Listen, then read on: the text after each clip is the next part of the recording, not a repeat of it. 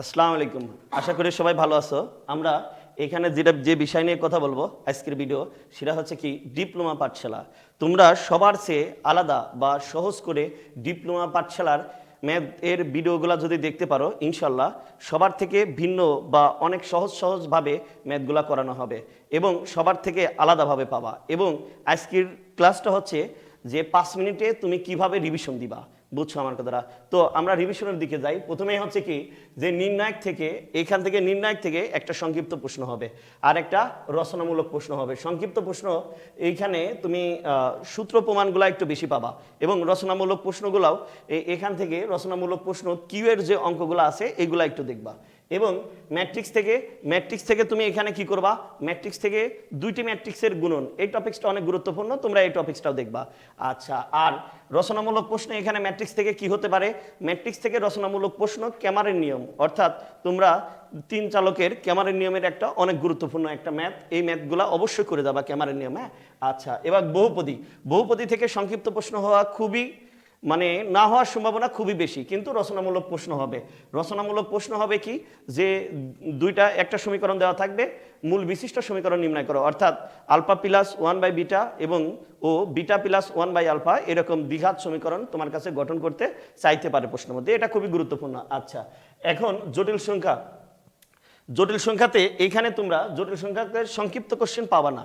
সংক্ষিপ্ত কোশ্চেন কেন পাবা না, আর যদিও পাও তাহলে আয়ের বর্গমূল বা হচ্ছে আয়ের বিভিন্ন পাওয়ার নিয়ে আসতে পারে, কিন্তু রচনামূলক এইগুলা কোশ্চেন বেশি আসবে। এইরকম প্রমাণ যদি দেখো কখনো, এইরকম প্রমাণ যদি দেখো, এই প্রমাণগুলার অঙ্ক বেশিরভাগ আসবে জটিল সংখ্যা থেকে। বুঝছো আমার কথাটা?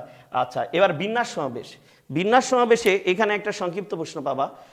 সংক্ষিপ্ত প্রশ্ন পাবা হচ্ছে কি যে এনসিআর, এই যে একটা গুরুত্বপূর্ণ question, NCR equal to NCR-1, এই কোশ্চিনটা মানে তোমাদের পরীক্ষাতে মানে 100% গ্যারান্টি দেওয়া যায় এই কোশ্চিনটা তোমাদের পরীক্ষাতে আসবে।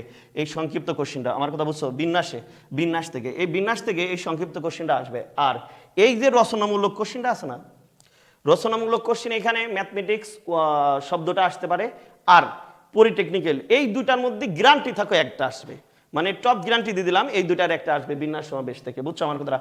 আর এখানে দলীয়ভাবে আসতে পারে, যে এখানে মনে করো যে 9 জন হচ্ছে কি মোট 11 জন খেলোয়াড়, এখানে কয়জন হচ্ছে উইকেট কিপার নেবে, কয়জন হচ্ছে প্লেয়ার নেবে এবং কয়জন নেবে, এইভাবে একটা দলীয়ভাবে গঠন করা হতে পারে। বুঝছো? আচ্ছা, তোমরা যদি এই পুরা অধ্যায়টা, এই ত্রিকোণমিতি পুরা অধ্যায়টা ভালো করে পড়ে যাও, তোমরা এখান থেকেই 45 মার্কের অ্যান্সার করতে পারবা। আশা করি তোমরা এই টপিক্সটা এতটাই গুরুত্বপূর্ণ, কেউ বাদ দিয়ে যাবে না। পুরা বইয়ের মোট মিলে 45 মার্ক আর এটাতে 45 মার্কের পরীক্ষা হবে। আশা করি তোমরা এই টপিক্সগুলো ভালো করে দেখে যাবা।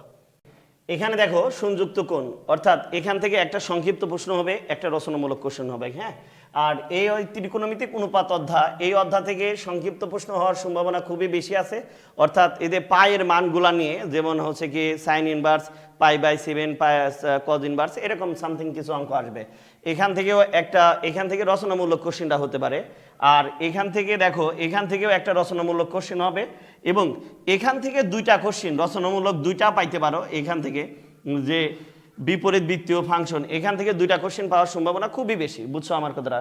আর হচ্ছে ত্রিভুজের এখান থেকে যে কোশ্চেনগুলো আছে, ত্রিভুজ রিলেটিভের যে কোশ্চেনগুলো আছে, এই কোশ্চেনগুলো খুব ভালো করে দেখে দেওয়া। হ্যাঁ, আশা করি বুঝছো তোমরা। দৈর্ঘ্য ক্ষেত্রফলের স্থানাঙ্ক নিয়ে যে অধ্যায়তে বলতেছি, সেটা হচ্ছে কি এখান থেকে সংক্ষিপ্ত কোশ্চেনে একটা শিওর আসবে। আচ্ছা, আর রচনামূলক কোশ্চেনও একটা আসবে। বুঝছো আমার কথাটা? এখান থেকে সরলরেখার সমীকরণ, অর্থাৎ সংক্ষিপ্ত কোশ্চেন এখানে হতে পারে যে 2টা বিন্দু দেওয়া থাকবে, এখান থেকে রেখার সমীকরণ নির্ণয় করতে পারে, বা হচ্ছে কি ত্রিভুজের ভর কেন্দ্র নির্ণয় করতে চাইতে পারে, চতুর্থ বিন্দুর স্থানাঙ্ক নির্ণয় করতে চাইতে পারে। এইগুলা সবচেয়ে এই অধ্যায়ের গুরুত্বপূর্ণ বিষয় হচ্ছে বৃত্ত। এই বৃত্ত থেকে একটা সংক্ষিপ্ত এবং একটা রচনামূলক প্রশ্ন এবং অতি সংক্ষিপ্ত অনেকগুলা কোশ্চেন আসতে পারে। এই জন্য বলছি বৃত্তটা তোমরা অনেক মনোযোগ দিয়ে দেখে যাবা, এবং বৃত্তটা যদি মনোযোগ দিয়ে দেখো, ইনশাল্লাহ আশা করি তোমাদের অনেক উপকার হবে। তোমরা কমেন্টে জানাবা, যে কোনো অঙ্ক অতি সহজে ইনশাল্লাহ করে দেওয়া হবে। তোমাদের সবাইকে ডিপ্লোমা পাঠশালার সাথে থাকার জন্য অনুরোধ জানা হলো, এবং তোমরা সবাই এই ইউটিউব চ্যানেলটা সাবস্ক্রাইব এবং কমেন্ট করার চিন্তা করবা। ওকে, ভালো থাকো সবাই।